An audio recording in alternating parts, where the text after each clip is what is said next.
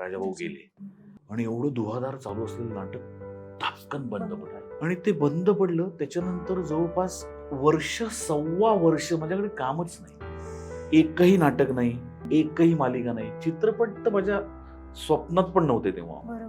तेव्हा मंजूनी नोकरी केली एका मॅगझिन मध्ये, जिचा मुंबईचा प्रवास सुरू झाला होता. जेव्हा मी पहिल्यांदा तिला एशियाडनी, हिरवी एशियाड असायची तेव्हा, एशियाडनी जेव्हा मी तिला दादरला आणलं आणि दादरवरनं लोकलनी बोरिवलीला नेलं, तर त्या लोकलमधनं उतरल्यानंतर तिने विचारलं की आता ही ट्रेन पुण्याला जाते का. असा जिचा प्रवास सुरू झालाय, ती कांदिवली ते कोपर खैराणे अशी नोकरी केली. 2 ट्रेन्स बदला.